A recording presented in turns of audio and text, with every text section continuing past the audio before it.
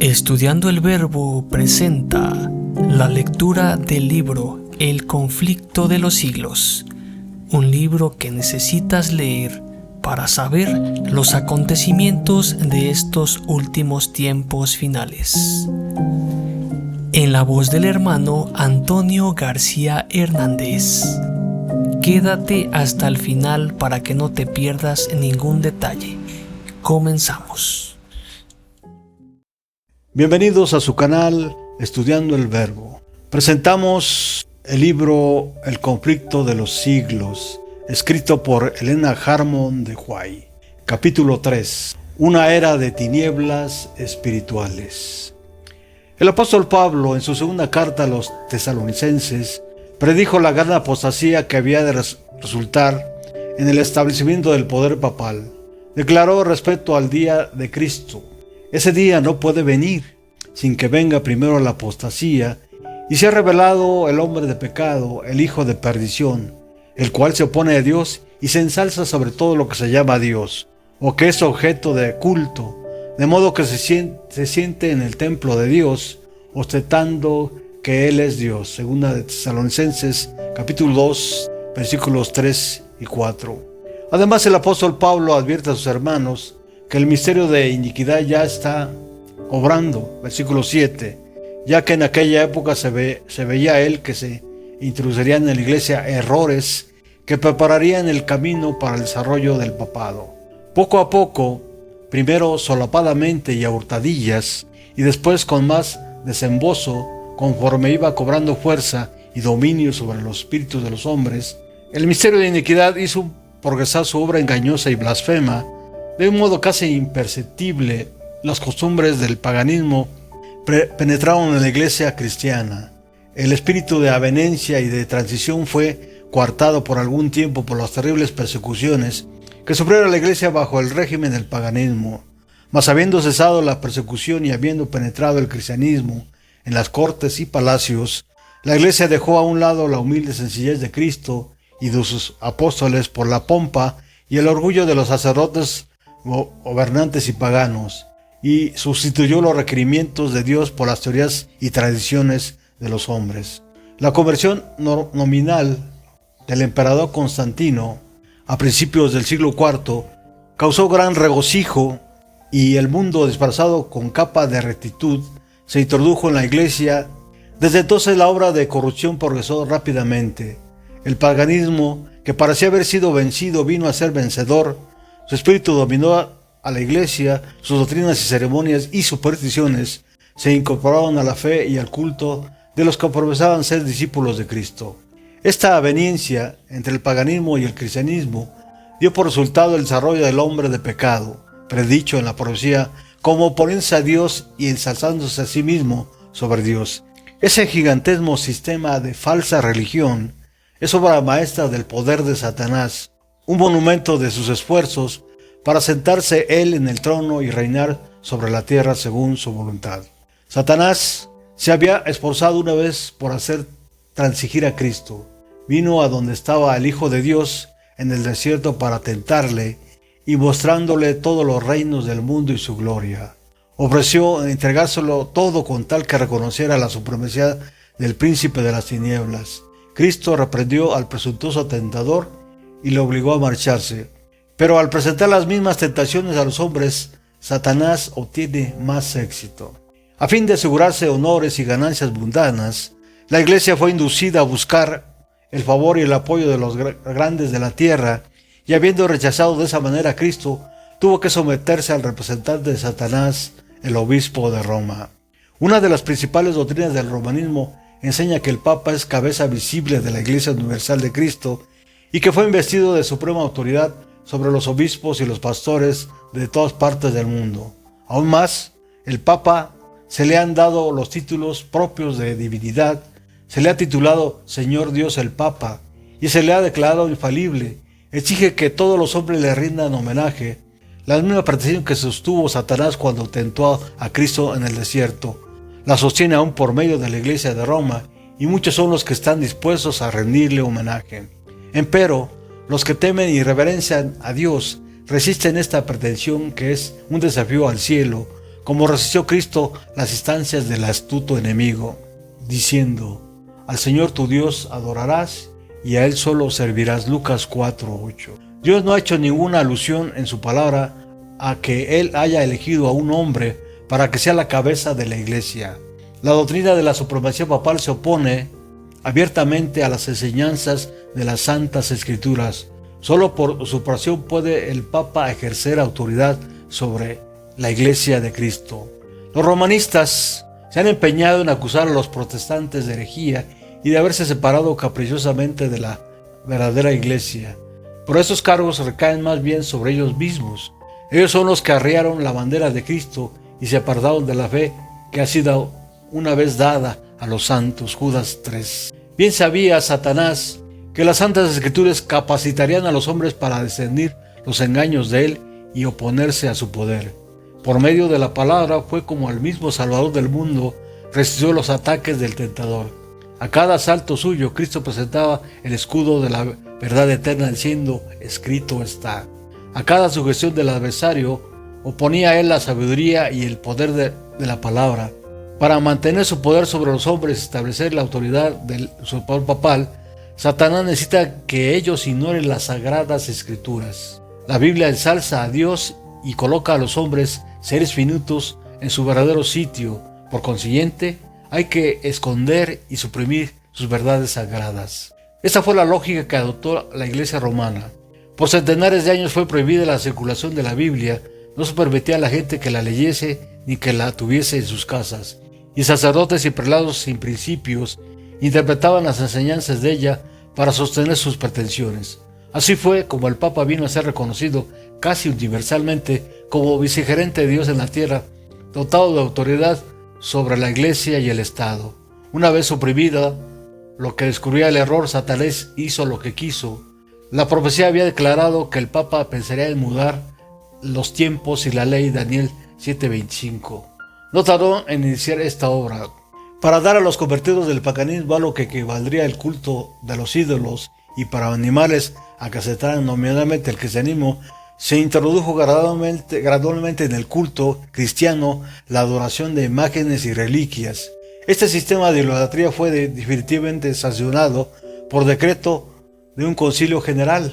Para remate de su obra sacrílega, Roma se atrevió a borrar de la ley de Dios el segundo mandamiento que prohíbe la adoración de las imágenes y a dividir en dos el último mandamiento para conservar el número de estos. El espíritu de concesión del paganismo fomentó aún más el desprecio de la autoridad del cielo, obrando por medio de sus directores inconversos de la Iglesia. Satanás atentó también contra el cuarto mandamiento y trató de echar a un lado el antiguo sábado, el día de Dios, en el que Dios había bendecido y santificado, Génesis 2 y 3, para colocar en su lugar el día festivo observado por los paganos como el venerable día del sol. Este intento no se hizo al principio abiertamente. En los primeros siglos, el verdadero día del reposo, el sábado, había sido guardado por todos los cristianos, los cuales, siendo celosos de la honra de Dios y creyendo que su ley es inmutable, respetaban escrupulosamente la santidad y sus preceptos. Pero Satanás procedió con gran sutileza por medio de sus agentes para llegar al fin que se propusiera. Para llamar la atención de las gentes hacia el domingo, fue declarado día de fiesta en honor de la resurrección de Cristo. Se celebraban servicios religiosos ese día, no obstante se le consideraba como día de recreo y seguía guardándose piadosamente el sábado. Con el fin de preparar el terreno para la realización de sus fines, Satanás indujo a los judíos antes del advenimiento de Cristo a que recargasen el sábado con las más rigurosas exacciones, de modo que su observancia fuese una pesada carga. Aprovechándose luego de la falsa luz bajo la cual lo había hecho considerar, hízolo despreciar como una institución judaica. Mientras que los cristianos seguían observando generalmente el domingo como día de fiesta alegre, el diablo los indujo a hacer del sábado un día de ayuno, de tristeza y abatimiento para hacer patente su odio al judaísmo. A principios del siglo IV, el emperador Constantino expidió el decreto que hacía del domingo un día de fiesta pública en todo el imperio romano. El día del sol fue reverenciado por sus súbditos paganos y honrado por los cristianos, pues era política del emperador conciliar los intereses del paganismo y del cristianismo que se hallaban en pugna. Los obispos de la iglesia, inspirados por su ambición y su sed de dominio, le hicieron obrar así, pues comprendieron que si el mismo día era observado por los cristianos y paganos, estos llegarían a aceptar nominalmente el cristianismo y ello redundaría en beneficio del poder y de la gloria de la iglesia. Pero a pesar de que muchos cristianos piadosos fueron poco a poco inducidos a reconocer cierto carácter sagrado del domingo, no dejaron de considerar el verdadero sábado como día santo del Señor y de observarlo en cumplimiento del cuarto mandamiento. Estás escuchando la lectura del libro El conflicto de los siglos, una era de tinieblas espirituales. Pero no paró aquí la obra del jefe engañador. Había resuelto reunir al mundo cristiano bajo su bandera y ejercer su poder por medio de su vicario, el orgulloso pontífice, que aseveraba ser el representante de Cristo. Realizó su propósito valiéndose de paganos semiconvertidos, de prelados ambiciosos y de eclesiásticos amigos del mundo. Convocábase de vez en cuando grandes concilios en que se reunían los dignatarios de la iglesia de todas partes del mundo. Casi en cada concilio el día de reposo que Dios había instituido era deprimido un poco más, en tanto que el domingo era exaltado de igual proporción. Así fue como la fiesta pagana llegó a ser honrada como institución divina, mientras que el sábado de la Biblia era declarado reliquia del judaísmo y se pronunciaba una maldición sobre sus observadores. El gran apóstata había logrado ensalzarse a sí mismo sobre todo lo que se llama Dios o que es objeto de culto, segunda de Tesalonicenses 2:4. Se había atrevido a alterar el único precepto de la ley divina que señala de un modo infalible a toda la humanidad al Dios viviente y verdadero. En el cuarto mandamiento, Dios es dado a conocer como el creador de los cielos y de la tierra y distinto por lo tanto de todos los dioses falsos. Como monumento conmemorativo de la obra de la creación fue santificado el día séptimo como día de descanso para el hombre. Estaba destinado a recordar siempre a los hombres que el Dios viviente es fuente de toda existencia y objeto de reverencia y adoración. Satanás se esfuerza para disuadir a los hombres de que se sometan a Dios y obedezcan su ley, y por lo tanto dirige sus golpes especialmente contra el mandamiento que presenta a Dios como al Creador. Los protestantes alegan ahora que la resurrección de Cristo es el domingo, convirtió en dicho día en el día del Señor, pero las Santas Escrituras en nada confirman este modo de ver. Ni Cristo ni sus apóstoles confirieron semejante honor a ese día. La observancia del domingo como institución cristiana tuvo su origen en aquel misterio de iniquidad, versículo 7, que ya había iniciado su obra en los días del apóstol Pablo. ¿Dónde y cuándo adoptó el Señor a este hijo del papado? ¿Qué razón válida puede darse en favor de un cambio que las Santas Escrituras no sancionan? En el siglo VI, el papado concluyó por afirmarse. El asiento de su poder quedó definitivamente fijado en la ciudad imperial, cuyo obispo fue proclamado cabeza de toda la iglesia. El paganismo había dejado el lugar al papado. El dragón dio a la bestia su poder y su trono y grande autoridad. Apocalipsis 13:2. Entonces empezaron a correr los 1260 años de la opresión papal, predicha en las profecías de Daniel y en Apocalipsis, Daniel 7:25 y Apocalipsis 13 del 5 al 7. Los cristianos obligados a optar entre sacrificar su integridad y aceptar el culto y las ceremonias papales, a pesar o pasar la vida encerrados en calabozos o en morir en el tormento, en la hoguera o bajo el hacha del verdugo. Entonces se cumplieron las palabras de Jesús cuando dice: seréis entregados aún de vuestros padres, hermanos y parientes y amigos, y matarán a algunos de vosotros, y seréis aborrecidos de todos por causa de mi nombre. Lucas 21:16 y 17. La persecución se desencadenó sobre los fieles con furia jamás conocida hasta entonces, y el mundo vino a ser un vasto campo de batalla. Por centenares de años la Iglesia de Cristo no halló más refugio que en la reclusión y la oscuridad.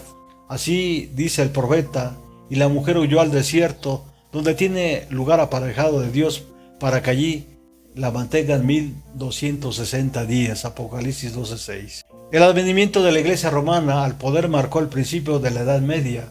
A medida que crecía su poder, las tinieblas se parecían más densas. La fe pasó de Cristo el verdadero fundamento al Papa de Roma. En vez de confiar en el Hijo de Dios para obtener el perdón de sus pecados y la salvación eterna, el pueblo recurría al Papa y a los sacerdotes y prelados a quienes él investiría de autoridad. Se les enseñó que el Papa era mediador terrenal, su mediador terrenal, y que nadie podía acercarse a Dios sino por medio de él. Y andando el tiempo, se les enseñó también que para los fieles el Papa ocupaba el lugar de Dios y que por tanto debían obedecerle implícitamente. Con solo desviarse de sus disposiciones, se sean acreedores a los más severos castigos que debían imponerse a los cuerpos y almas de los transgresores. Así fueron los espíritus de los hombres desviados de Dios y dirigidos hacia hombres falibles y crueles. Sí, aún más hacia el mismo príncipe de las tinieblas que ejercía su poder por medio de ellos. El pecado se disfrazaba como un manto de santidad cuando las santas escrituras se suprimen y el hombre llega a considerarse como un ente supremo. ¿Qué otra cosa puede esperarse sino fraude, engaño y degradante iniquidad? Al ensalzarse las leyes y las tradiciones humanas, se puso de manifiesto la corrupción que resulta siempre del menosprecio de la ley de Dios. Azarosos fueron aquellos para la iglesia de Cristo. Pocos en verdad eran los sostenedores de la fe, aun cuando la verdad no quedó sin testigos. A veces parecía que el error y la superstición concluirían por prevalecer completamente y que la verdadera religión iba a ser desarraigada de la tierra. El evangelio se perdía de vista mientras que las formas de la religión se multiplicaban y la gente se veía abrumada bajo el peso de las exacciones rigurosas. No solo se les enseñaba a ver en el Papa su mediador, sino que aún a confiar en sus propias obras para la expiación del pecado. Largas peregrinaciones, obras de penitencia, la adoración de reliquias, la construcción de templos, relicarios y altares, la donación de grandes sumas a la iglesia, todas estas cosas y muchas otras parecidas les eran impuestas a los fieles para aplacar la ira de Dios o para asegurarse su favor. Como si Dios, a semejanza de los hombres, se enojara por pequeñeces o pudiera ser apaciguado por regalos y penitencias. Por más que los vicios prevalecieron aún entre los jefes de la iglesia romana, la influencia parecía ir siempre en aumento. A fines del siglo VIII, los partidarios del Papa empezaron a sostener que en los primeros tiempos de la iglesia tenían los obispos de Roma el mismo poder espiritual que a la fecha se arrogaban. Para dar a su acepto visos de autoridad, había que valerse de algunos medios que pronto fueron sugeridos por el padre de la mentira. Los monjes fraguaron viejos manuscritos, se descubrieron decretos conciliares de los que nunca se habían oído hablar hasta entonces y que establecían la supremacía universal del Papa desde los primeros tiempos.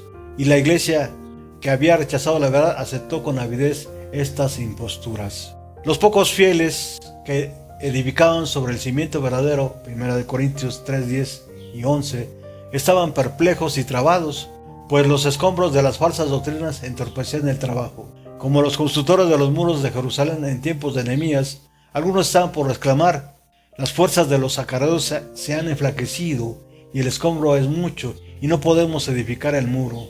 Nehemías 4:10. Debilitados por el constante esfuerzo que hacían contra la persecución, el engaño, la iniquidad y todos los demás obstáculos que Satanás inventaba para detener su avance, algunos de los que habían sido fieles edificadores llegaron a desanimarse y por amor a la paz y a la seguridad de sus propiedades y de sus vidas se apartaron del fundamento verdadero. Otros, sin dejarse desalentar por la oposición de sus enemigos, declararon sin temor: no temáis delante de ellos, acordaos del Señor grande y terrible. Versículo 14. Y cada uno de los que trabajaban tenía la espada ceñida. Efesios 6:17. En todo tiempo, el mismo espíritu de odio y de oposición a la verdad inspiró a los enemigos de Dios, y los siervos de él necesitaron la misma vigilancia y fidelidad. Las palabras de Cristo a sus primeros discípulos se aplicarán a cuantos le sigan hasta el fin de los tiempos. Y lo que os digo a vosotros, a todos les digo: velad. Marcos 13:37. Las tinieblas parecían hacerse más densas, la adoración de las imágenes se hizo más general, se les encendían velas y se les ofrecían oraciones. Llegaron a prevalecer las costumbres más absurdas y supersticiosas. Los espíritus estaban tan completamente dominados por la superstición que la razón misma parecía haber perdido su poder. Mientras que los sacerdotes y los obispos eran amantes de los placeres sensuales y corrompidos, solo podía esperarse del pueblo que acudía a ellos en busca de dirección que siguiera sumido en la ignorancia y en los vicios. Las pretensiones papales dieron otro paso más cuando en el siglo IX el Papa Gregorio VII proclamó la perfección de la Iglesia romana. Entre las proposiciones que él expuso había una que declaraba que la Iglesia no habría errado nunca ni podía errar, según las Escrituras. Pero las pruebas de la Escritura faltaban para apoyar el acerto. El antiguo pontífice reclamaba además para sí el derecho de deponer emperadores y declaraba que ninguna sentencia pronunciada por él podía ser revocada por hombre alguno, pero que él tenía la prerrogativa de revocar las decisiones de todos los demás. El modo que él trató al emperador alemán Enrique IV nos pinta a lo vivo el carácter tiránico de este abogado de la infalibilidad papal. Por haber intentado desobedecer la autoridad papal, dicho monarca fue excomulgado y destronado, aterrorizado ante la deserción de sus propios príncipes, que por orden papal fueron instigados a rebelarse contra él. Enrique no tuvo más remedio que hacer las paces con Roma. Acompañado de su esposa y de su fiel sirviente, cruzó los Alpes en pleno invierno para humillarse ante el Papa. Habiendo llegado al castillo donde Gregorio se había retirado, fue conducido, despojado de sus guardas, a un patio exterior y allí, en el crudo frío del invierno, con la cabeza descubierta, los pies descalzos y miserablemente vestido, esperó el permiso del Papa para llegar a su presencia. Solo después que hubo pasado así 3 días, ayunando y haciendo confesión, condescendió el pontífice en perdonarle, y aún le fue concedida esa gracia con la condición de que el emperador esperaría la venia del Papa antes de reasumir las insignias reales o de ejercer su poder. Y Gregorio, envanecido con su triunfo, se jactaba de que era su deber abatir la soberbia de los reyes. Cuán notable contraste hay entre el despótico orgullo de tan altivo pontífice y la mansedumbre y humildad de Cristo, quien se presenta a sí mismo como llamando a la puerta del corazón para ser admitido en él y traer perdón y paz. Y enseñó a sus discípulos: el que quiera ser el primero entre vosotros será el siervo. Mateo 20:27. Estás escuchando la lectura, sin comentarios, del libro El conflicto de los siglos, una era de tinieblas espirituales. Los siglos que sucedieron presenciaron un constante aumento del error en las doctrinas sostenidas por Roma. Aún antes del establecimiento del papado, las enseñanzas de los filósofos paganos habían recibido atención y ejercido influencia dentro de la Iglesia. Muchos de los que profesaban ser convertidos se aferraron aún a los dogmas de su filosofía pagana, y no solo seguían estudiándolos ellos mismos, sino que inducían a otros a que los estudiaran también a fin de extender su influencia entre los paganos. Así se introdujeron graves errores en la fe cristiana. Uno de los principales fue la creencia de la inmortalidad natural del hombre y de su estado consciente después de la muerte. Esta doctrina fue la base sobre la cual Roma estableció la invocación de los santos y de la adoración de la Virgen María. De la misma doctrina se derivó también la herejía del tormento eterno para los que mueren impenitentes, que muy pronto figuró en el credo papal. De este modo se preparó el camino para la introducción de otra invención del paganismo, a la que Roma llamó purgatorio, y de la que se valió para aterrorizar a las muchedumbres crédulas y supersticiosas. Con esta herejía, Roma afirma que la existencia de un lugar de tormento en la que las almas de los que no han merecido eterna condenación han de ser castigadas por sus pecados, y de donde, una vez limpiadas de impureza, son admitidas en el cielo. Una impostura más necesitaba Roma para aprovecharse de los temores y de los vicios de sus adherentes. Pues esta doctrina de las indulgencias a todos los que se alistasen en las guerras que emprendía el pontífice para extender su dominio temporal, castigar a sus enemigos o exterminar a los que se atreviesen a negar su supremacía espiritual, se concedía plena remisión de los pecados pasados, presentes y futuros, y la condonación de todas las penas y castigos merecidos. Se enseñó también al pueblo que por medio de sus pagos hechos a la Iglesia podría librarse uno del pecado y librar también a las almas de sus amigos difuntos entregadas a las llamas del purgatorio. Por estos medios Roma llenaba sus arcas y sustentaba la beneficencia en el lujo y los vicios de los que pretendían ser representantes de aquel que no tuvo nada donde recostar la cabeza. La institución bíblica de la Cena del Señor fue sustituida por el sacrificio idolátrico de la misa. Los sacerdotes papales aseguraban que con sus palabras podían convertir el pan y el vino en el cuerpo y la sangre verdaderos de Cristo. Con blasfema presunción se arrogaban el poder de crear a Dios, creador de todo, y se les obligaba a los cristianos, so pena de muerte, a confesar su fe en esa horrible herejía que afrentaba al cielo. Muchísimos que se negaron a ello fueron entregados a las llamas. En el siglo XIII se estableció la más terrible de las maquinaciones del papado, la Inquisición.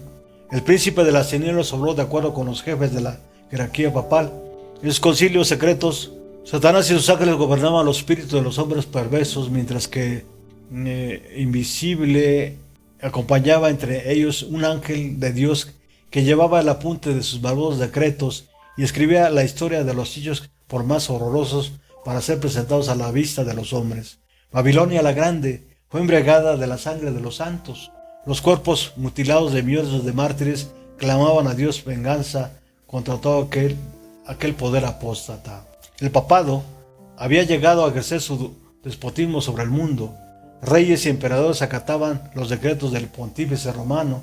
El destino de los hombres en ese tiempo y para la eternidad parecía depender de su albedrío. Por centenares de años las doctrinas de Roma habían sido extensa e implícitamente recibidas, sus ritos cumplidos con reverencia y observadas sus fiestas por la generalidad. Su clero era colmado de honores y sostenido con liberalidad. Nunca desde entonces ha alcanzado Roma tan grande dignidad y magnificencia ni poder. Mas el apogeo del papado fue la medianoche del mundo. Las sagradas escrituras eran casi desconocidas no solo de las gentes sino de los mismos sacerdotes. A semejanza de los antiguos fariseos, los caudillos papales aborrecían la luz que habría revelado sus pecados. Rechazada la ley de Dios, modelo de justicia, ejercieron poderío sin límites y practicaron desenfrenadamente los vicios. Prevalecieron el fraude, la avaricia y el libertinaje. Los hombres no retrocedieron ante ningún crimen que pudiese darle riquezas o posición. Los palacios de los papas y de los prelados eran teatros de los más viles excesos. Algunos de los pontífices reinantes se hicieron reos de crímenes tan horrorosos que los gobernantes civiles tuvieron que procurar de poner a dichos dignatarios de la iglesia como monstruos demasiado viles para ser tolerados. Durante siglos, Europa no progresó en las ciencias, ni en las artes, ni en la civilización. La cristiandad quedó moral e intelectualmente paralizada. La condición en que el mundo se encontraba bajo el poder romano resultaba ser el cumplimiento del espantoso e impresionante de las palabras del profeta Oseas: mi pueblo está destruido por falta de conocimiento. Por cuanto tú has rechazado con desprecio el conocimiento de Dios, yo también te rechazaré, puesto que te has olvidado de la ley de tu Dios, me olvidaré yo también de tus hijos. No hay verdad y no hay misericordia y no hay conocimiento de Dios en la tierra. No hay más que perjurio y mala fe y homicidio y hurto y adulterio. Rompen por todo y un charco de sangre toca a otro. Oseas 4, 6, 1 y 2.